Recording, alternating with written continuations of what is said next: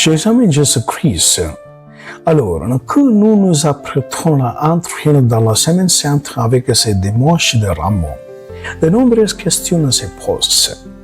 Seriez-vous parmi la foule ou préféreriez-vous être un pharisien ou un sadducéen ou encore un soldat ou l'un de ceux qui crient Hosanna? On pourrait dire je ne vais être aucun d'eux, mais je viens être l'âne, celui que Jésus a utilisé. Oui, car cet âne utilisé par Jésus nous enseigne de précieuses leçons pour les véritables disciples de Jésus. La première leçon que nous tirons de cet âne inconnu des hommes. Jésus connaissait l'endroit où se trouvait cet âne. C'est pourquoi il a demandé à ses disciples d'aller le chercher. Qu'est-ce que cela signifie? Dieu nous connaît tous et c'est tout. Comme il est dit dans Jérémie, chapitre 1, verset 5, « Avant même d'être formé dans le ventre de ta mère, je te connaissais. » De même que nous voyons des figures bibliques comme Nathanaël, Zachée, Matthieu et la Samaritaine au puits. Jésus nous connaît parfaitement, tout comme il connaît cet âne. Il connaît chacun de nous. Quand faut-il appeler? Où faut-il être utile? Et comment faut-il être utile? Par conséquent, le bon signe d'être un disciple de Jésus est de savoir qu'il nous connaît très bien.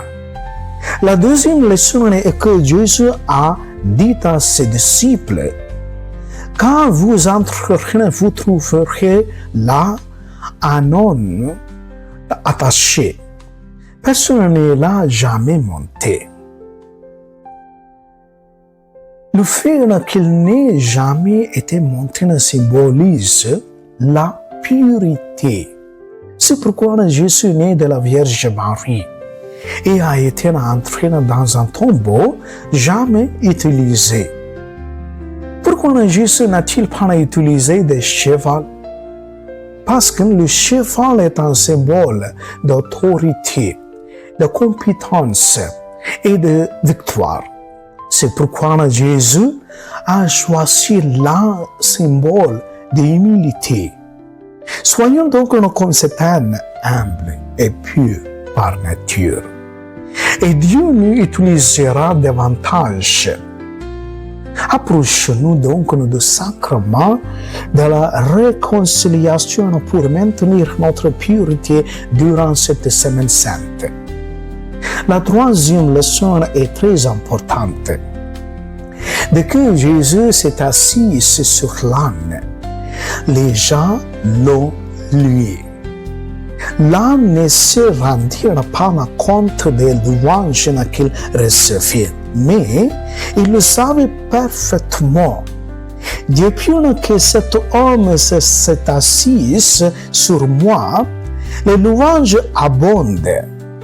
Cela montre que nos succès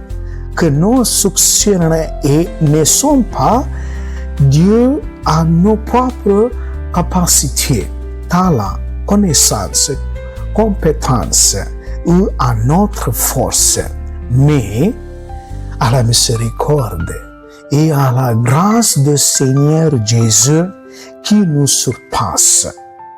C'est pourquoi nous devons toujours louer Jésus qui est au-dessus de nous. Nous ne sommes rien. Tout vient de Dieu et tout nous est donné par le Très-Haut. Par conséquent, restons humbles et disons au moment de nos réussites, tout cela pour la plus grande gloire de Dieu. Finalement, l'un s'avance et obéit aux instructions de son maître.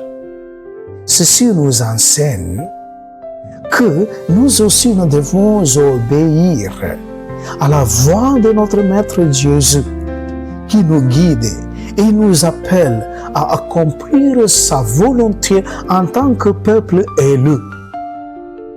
Chers amis, nous voici au point culminant de notre temps de carême. Efforçons-nous alors de nous imprégner de la personnalité de cette âme afin que Jésus puisse nous choisir pour sa plus grande gloire. Amen.